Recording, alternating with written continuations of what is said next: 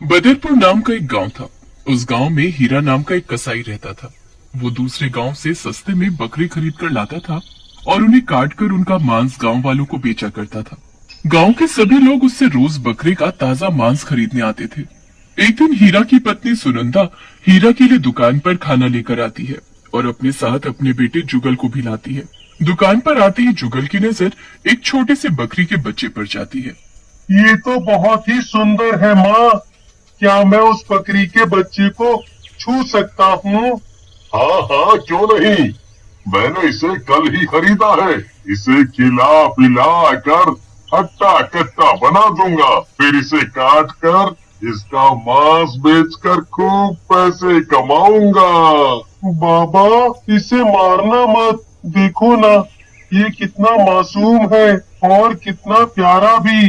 देखो ना, ये मेरे साथ खेल रहा है। क्या मैं इसे अपने साथ रख सकता हूँ? क्या सोच रहे हो जी? अपने बच्चे के लिए थोड़ा नुकसान नहीं उठा सकते क्या? उसे देखो, वो कितना खुश है उसके साथ। हीरा अपने बच्चे की खुशी के लिए हाँ बोल देता है। जगन ये सुनकर बहुत खुश हो जाता है और बकरी के बच्चे को अपने साथ घर ले जाता है। उसने उसका नाम शेरा रखा। शेरा के साथ वो दिन भर खेलता, जो खुद खाता उसे भी खिलाता। जगन को मीट खाने का बहुत शौक था, इसलिए उसके बाबा अपनी दुकान से उसके लिए रोज ताजा मीट लाते थे। बेटा, स्वाद स्वाद में ज्यादा खाकर कहीं अपना पेट खराब मत कर लेना, क्योंकि तुम ये तीसरी बार सब्जी मांग रहे हो। माँ, ये मैं अपने लिए नहीं, मैं तो अपने शीरा के लिए मांग रहा हूँ। देखो ना, ये कितने स्वाद से बोटियों को चबा चबा कर खा रहा है। खिलाने दो ना भगवान। देखो ना, शेरा भी तो कितने मजे से खाए जा रहा है। देख ना तुम, एक दिन ये छोटा सा बच्चा मीट खा खा कर हट्टा कट्टा हो जाएगा। जगन अपने बाबा की बात सुनकर बहुत खुश होता है और उसे जल्दी बड़ा और हट्टा कट्टा बनाने के लिए रोज सुबह शाम मीट खिलाता। कुछ ही महीनों में शेरा बहुत बड़ा तो हो ही गया, पर शेरा के मुंह मांस लगने से वो बहुत खूंखार और खतरनाक भी हो गया था। शेरा रोज आधी रात को बाहर निकलता और गांव के छोटे बच्चों को अपने मुंह में दबाकर उन्हें जंगल ले जाता और उन्हें मारकर खा जाता। कई दिनों तक ऐसा ही चलता रहा। सभी लोग चारों तरफ फैल जाओ और छिपकर नजर रखो। आखिर ये सब कौन कर रहा है? कौन हमारे बच्चों को चोरी करके ले जाता है? चलो भाइयों, जल्दी करो। और हाँ, कोई आहट ना हो जरा सी भी। आज हम उस चोर को पकड़ कर ही रहेंगे और गायब हुए बच्चों के बारे में भी पूछेंगे उससे। हाँ, सभी गांव वाले छिप जाते हैं। थोड़ी देर में वहां शेरा आता है और जग्गू के घर में घुसकर उसका 4 महीने का बच्चा उठाकर ले जाता है। अरे, ये तो हीरा के बेटे जगन का बकरा है। इतने दिन से यही हमारे बच्चों को उठा कर ले जा रहा था। अब देख क्या रहे हो? उसका पीछा करो जल्दी। वो जग्गू के बच्चे को उठा कर ले गया है। गांव के सभी लोग शेरा का पीछा करते करते जंगल तक पहुंच जाते हैं और उसे डंडे से मारकर भगा देते हैं। जग्गू के बच्चे की जान तो बच जाती है, पर वो सभी लोग गुस्से में अपने हाथों में मशाल पकड़कर हीरा के घर जाते हैं और उसके घर में आग लगा देते हैं। उस आग में हीरा, उसकी पत्नी और जगन जलकर मर जाते हैं, पर शेरा अपनी जान बचाकर भाग जाता है। शेरा भूखा प्यासा जंगलों में घूमता रहता है। एक दिन शेरा बहुत रोने लगा। तभी मर चुका जगन भूत बनकर उसके सामने आ खड़ा होता है। मत रो शेरा, मत रो। मैं तुझे ऐसे रोते हुए नहीं देख सकता। देख, मैं तेरा दोस्त जगन हूँ। अब मैं तेरे साथ हूँ। मुझे पता है तू बहुत भूखा है। कई दिनों से कुछ नहीं खाया। अरे, खाता भी कैसे? मैं तो तेरे पास था नहीं, मैं तो मर गया था। अब मैं तुझे भूखा नहीं रहने दूंगा। मुझे सब पता है कि तुझे इंसानी मांस बहुत पसंद है। अब हम दोनों मिलकर इंसान का शिकार करेंगे, फिर तुम उसे पेट भरकर खाना।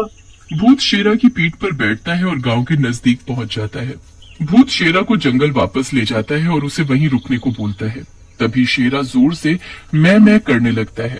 शांत हो जा शेरा, शोर नहीं करना बिल्कुल भी। तुम्हारा शोर सुनकर कोई भी जंगली जानवर तुम्हें खा सकता है।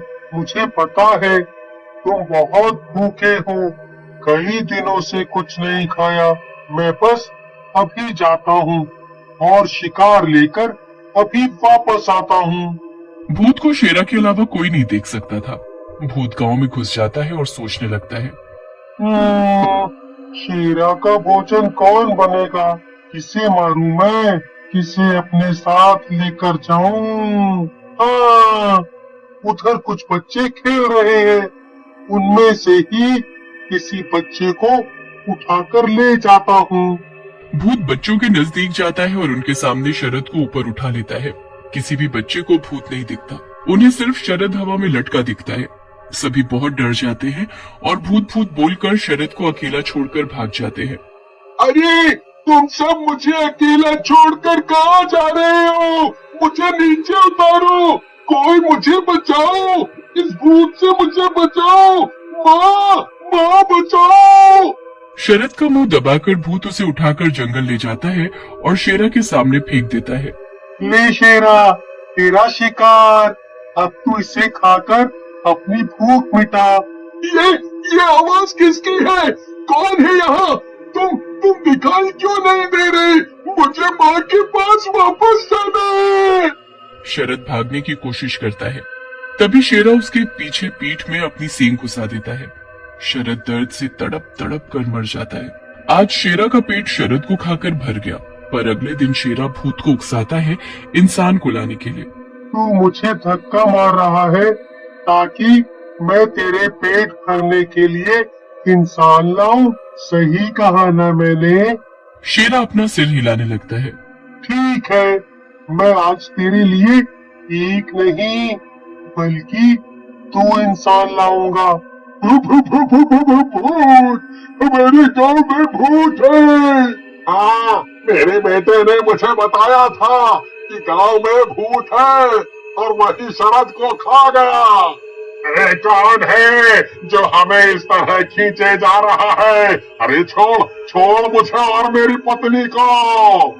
बातें बनाना छोड़ो और उधर देखो, सुंदर और उसकी पत्नी को भूत ने उल्टा लटका दिया है। अब वो उन्हें खींच कर ले जा रहा है।